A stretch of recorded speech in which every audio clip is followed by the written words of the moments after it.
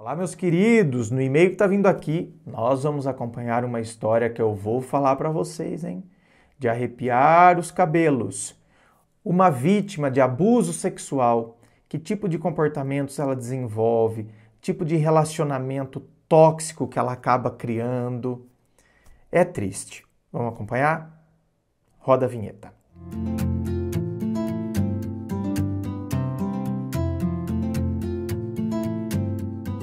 E antes do e-mail de hoje, deixa eu lembrar você que aqui embaixo, na descrição do vídeo, tem as informações dos atendimentos que eu faço, tem as informações dos meus livros, Dor de Amor Tem Jeito, Teu Amor Próprio Te Salvou, que vão te auxiliar neste processo do autoconhecimento. Vamos então ao e-mail dela que diz assim: eu tenho 27 anos e só tive relacionamentos virtuais com homens a partir dos 23, 24 anos. Eu sofri abuso sexual na adolescência pelo meu pai. Nossa, olha isso, gente. Abuso sexual na adolescência pelo meu pai. Vocês têm noção, gente? Vocês têm noção do que isso influencia na vida de uma pessoa? O quanto isso afeta, o que isso acarreta. Se esse pai tivesse consciência do que isso acarreta, as crises de ansiedade, transtornos que podem ser desencadeados a partir disso, sentimentos de culpa, bloqueios em relação ao sexo. Olha, gente do céu, que coisa, que coisa. E se esse homem sabe também o que o aguarda? Porque aqui na Terra, talvez ele possa até passar uma vida, mas tem algo que aguarda ele. Isso, quanto a isso, eu, André, não tenho a menor dúvida. E abuso psicológico desde a infância, e não sei se isso tem a ver com tudo que irei relatar aqui. Provavelmente tem. Não sei o que você vai relatar, mas provavelmente tem. Tudo começou em 2018. Na época eu tinha 23 anos e o meu primeiro web namoro. Olha, é uma palavra nova. Para mim, né? É uma palavra nova para mim, né? Meu web namoro. Gostei. Durou 5 meses e eu sempre brigava com ele sobre tudo que se possa imaginar, de política a cor de pele, e chorava por tudo isso. Nossa, mas brigar por cor de pele, eu espero que, no caso, você esteja contra talvez uma postura racista dele. E caso seja isso, então, na verdade, né, é livramento, porque eu considero que você sair de uma relação com uma pessoa racista, você se livrou de uma pessoa que, pelo amor de Deus, né, não contribui com a nossa evolução. Depois de um tempo, ele me pediu nudes e eu neguei e disse que ele podia trocar com as amigas. E foi exatamente isso que ele fez. Me confessou e eu terminei. Ou seja, você nunca o encontrou pessoalmente. Depois de um tempo, eu voltei com ele, pois na minha cabeça, eu que tinha feito ele fazer isso. Ó lá, ó. Ó, o que eu falei para vocês sobre culpas que um abuso pode provocar? Então, eu me sinto culpada. Aqui, ó. Eu voltei com ele, pois na minha cabeça, eu que tinha feito ele fazer isso. Então, quer dizer, eu sou a culpada. Ele só fez isso com as outras porque eu falei para ele fazer, então a culpa é minha. Eu sou a grande culpada. Vítimas de abuso sexual tendem a se culpar muito. As brigas agora... Ó, e agora eu vou te falar uma coisa. Vítimas de abuso sexual. Agora, você já pensou você ser abusada do seu próprio pai? Então, quer dizer, eu acho que fui eu que provoquei o meu pai. Vai ver que eu que saí enrolada na toalha de banho. Gente, pelo amor de Deus, né? O pai poderia ter visto a filha até pelada, né, gente? né? Pelo amor de Deus, né? Não, porque não faz sentido, né? Sabe? Tem gente que ainda quer defender desse tipo de gente. Deus me livre. As brigas agora eram por isso. O humilhei nas brigas ao ponto de um dia ele não me responder mais. Corri atrás dele e ele me ignorava. Depois de 3 anos, eu fui atrás dele para pedir desculpas e falar que estava namorando. Ele me bloqueou depois disso. Então, minha querida, você também, então, você desenvolveu aí, né, alguns probleminhas. Então, primeiro eu preciso humilhar a pessoa. Depois eu tenho que correr atrás. Então, tá vendo? A vítima do abuso, ela tende a se reduzir. Por isso que ela se culpa. Porque ela tende a se reduzir. Então, quer dizer, eu humilho ele. Ao humilhar ele, eu quero reduzir ele ao nível no qual eu me vejo. Certo? Por isso que eu tento humilhá-lo. Só que depois eu corro atrás. Por que eu corro atrás? Porque eu tentei humilhar ele, eu tentei reduzir ele no nível no qual eu me vejo. Mas talvez ele não tenha sentido isso. Pelo contrário, ele deve ter pensado, menina louca, que tá falando essas coisas? Aí eu corro atrás dele. Por quê? Eu me sinto rebaixada. Então eu quero rebaixá-lo. Só que eu não consigo isso. Então eu corro atrás dele. Por quê? Porque eu enxergo que eu preciso dele. Nesse meio tempo, entrei em um grupo de WhatsApp e conheci um homem que falava sempre comigo e me tratava bem. Eu ainda continuava correndo atrás do outro cara que vou chamar de V, certo? Né? O primeiro, do web namoro, que mesmo depois de 3 anos você voltou a ir atrás dele, você chama ele de V, beleza. Mas eu desisti de correr atrás de V, porque W é o cara novo agora do WhatsApp. W de WhatsApp, beleza. Tava me dando suporte e me ouvia. Com isso, apaguei o número de V. Depois de um mês, o W dava sinais que gostava de mim, só não me falava. Um dia perguntei se ele gostava de mim e ele confirmou. Eu falava com ele como eu tratei o V mal e que ainda gostava dele. Tentei o afastar de todas as maneiras, mas ele sempre vinha atrás de mim. Depois de alguns dias eu comecei a brigar com o W. Estávamos super bem, mas do nada eu queria brigar e implicava com as coisas dele só para brigar. Então, porque, olha só, talvez agora você projete neles a figura do seu pai. Então você precisa brigar, você precisa achar coisa. Ou, né? Aí é difícil. Né? Teria que estar atendendo a pessoa mesmo para poder chegar em algumas conclusões mais sólidas. Mas talvez, né, eu projete a figura do meu pai ali. Então, assim, eu vejo ali um abusador. De maneira inconsciente, mas vejo. Então eu tenho que encontrar motivos para brigar com essa pessoa. Qualquer coisinha porque brigar parece que eu tô, você entendeu? Eu tô desforrando. É como se eu tivesse com um saco de pancada, onde eu desestresso. Pá, pá, pá, pá. Entendeu? Só para tentar explicar mecanismos que talvez aconteçam, não estou dizendo que é isso. Eu não conseguia acreditar que ele podia gostar tanto de mim e não sentir nada por uma menina que ele ficava antes de me conhecer no estado dele.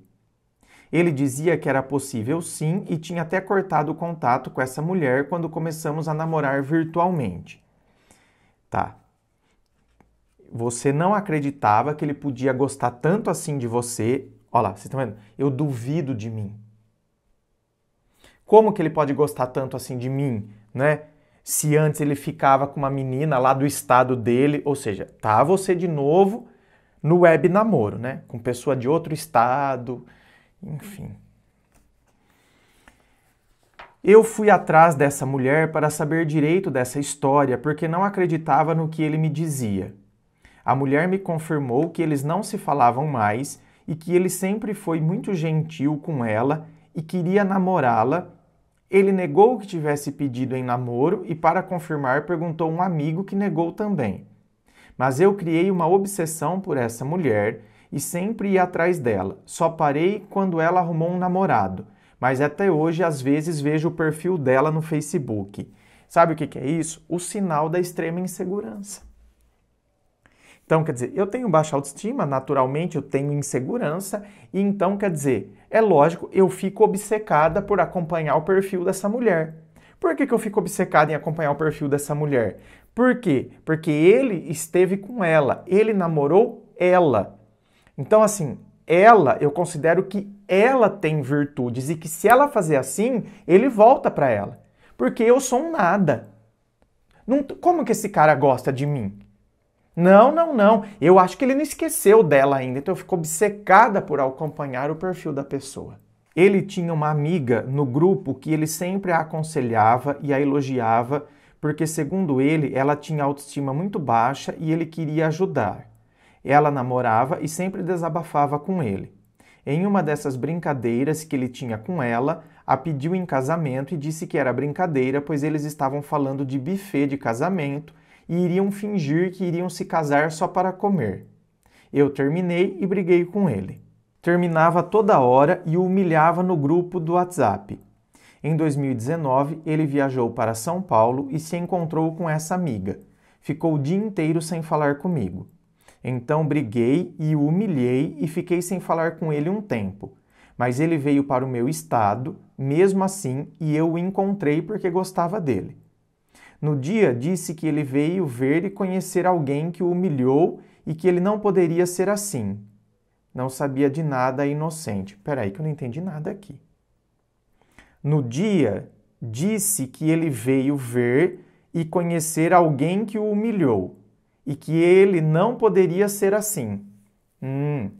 Você disse para ele, nossa, você veio conhecer alguém que te humilhou, né? Você não pode ser assim. Olha quem tá dando lição nele, não bem.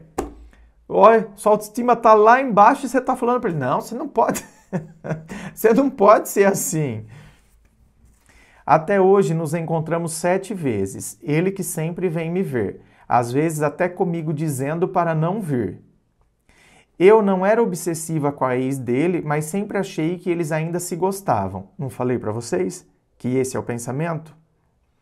No começo ele me falava dela e dizia que tinha uma filha, mas só comecei a falar dela um ano depois. Sempre queria saber o porquê dele ter terminado, já que eles foram casados por 7 anos. Ele só dizia que não queria falar, que isso machucava. Mas eu não parei, sempre queria saber o real motivo, até que ele disse que foi por brigas, mas não acreditei e continuei forçando até ele dizer que foi porque ela o traiu. Mas da mesma forma não acreditei. Pelo amor de Deus, mas sabe, aí é chato, hein? Aí você começa a ser chata, hein, mulher?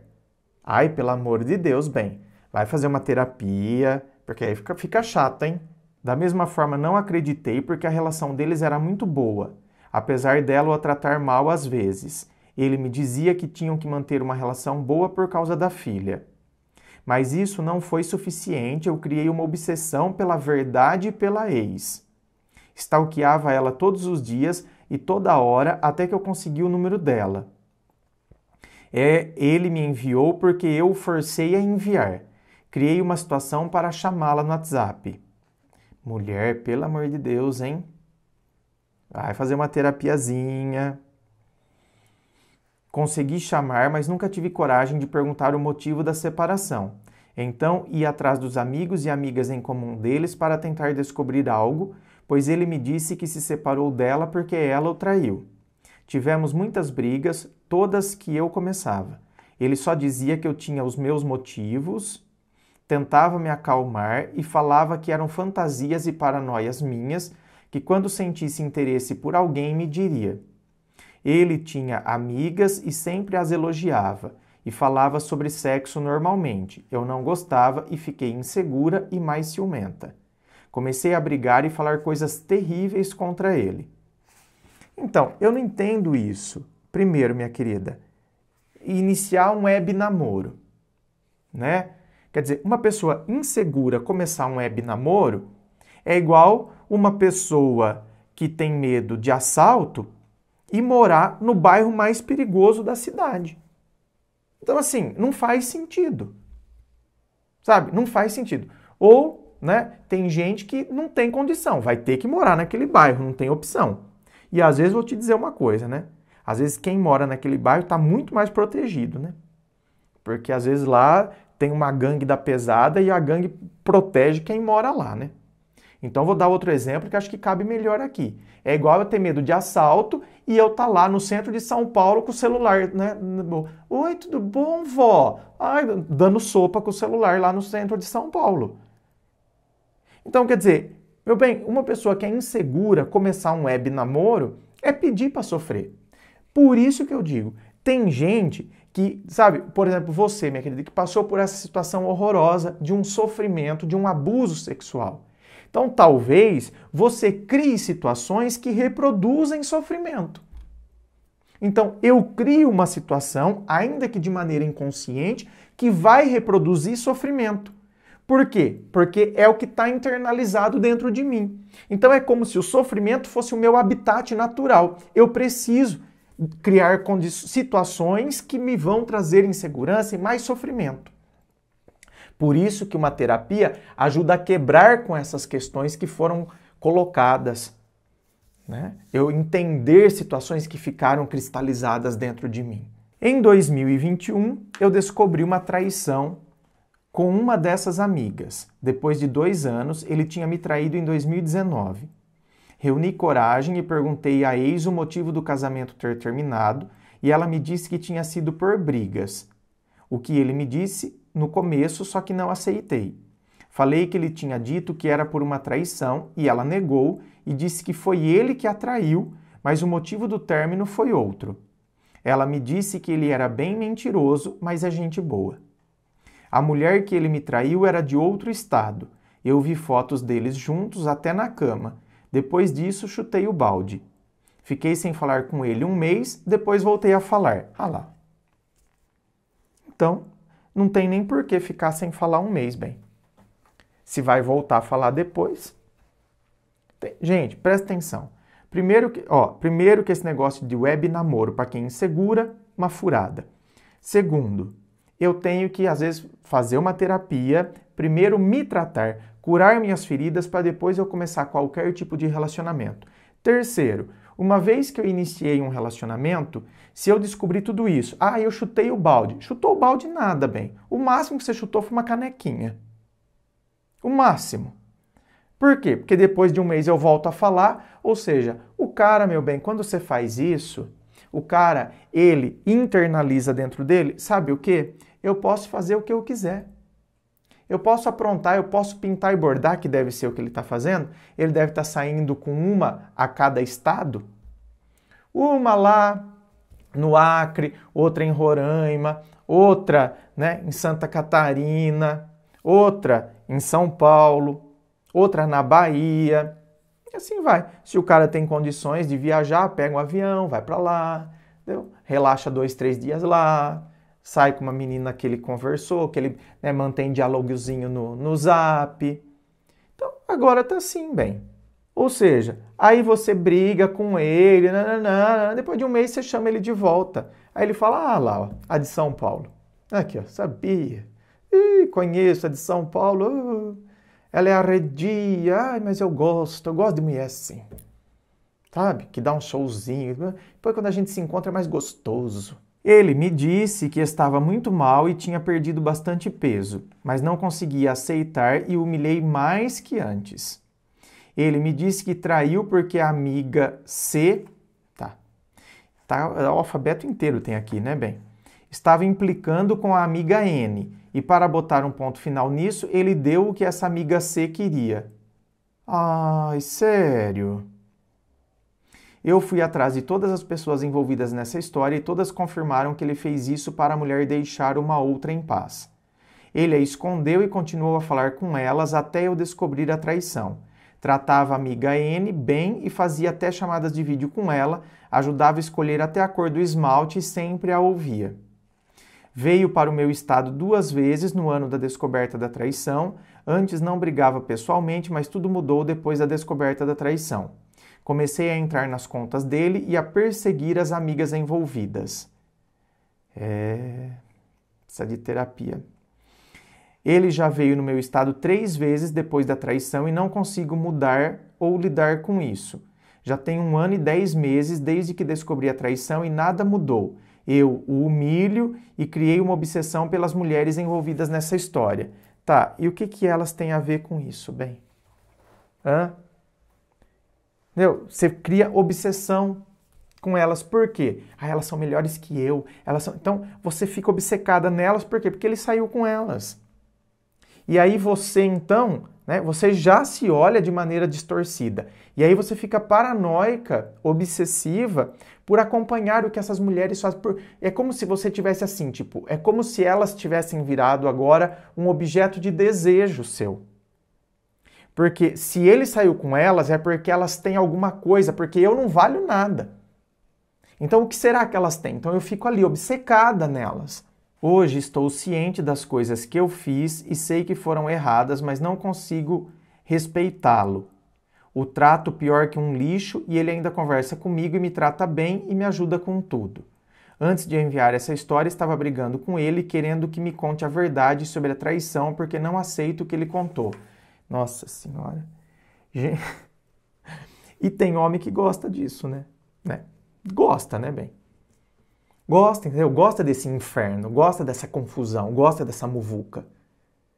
Você tem noção? Cada história que ele conta, ela não acredita. Cada história que ele conta. Ela fica lá, não acredito, você tem que forçar, você tem que contar a verdade, você tem que falar. Até que ele conta, é igual uma pessoa que está sendo torturada. Tá lá, bem, sendo torturada, tá lá no pau de arara. Bem, eu confesso até o que eu não fiz. Espero que dê para entender a história e que ela não esteja muito confusa. Obrigada. Minha querida. Enfim, tá vendo, gente? Como um pai pode estragar a vida de uma filha? Né? Óbvio, tem pais que nunca abusaram da filha e a filha tem um comportamento igual ou pior que esse aqui. Então, isso aqui não significa que é necessariamente por conta do abuso. Mas evidente que tem muita coisa aqui que é fruto do abuso e outras talvez, né, já seriam comportamentos dela e que agora foram, né, realçados, maximizados a partir do abuso. Então é assim, se a pessoa já trazia alguns comportamentos, né, que poderiam causar algum tipo de conflito numa relação, tal, o abuso, né, elevou isso à enésima potência. Então, o que é uma lástima. Por isso, minha querida, que o trabalho terapêutico você tem que iniciar o quanto antes. O quanto antes. Inscreva-se. Eu fico aqui aguardando a sua inscrição. Se você curtiu, dá o seu joinha, compartilhe com seus amigos. Muito obrigado, beijo no coração e, é claro, um forte abraço.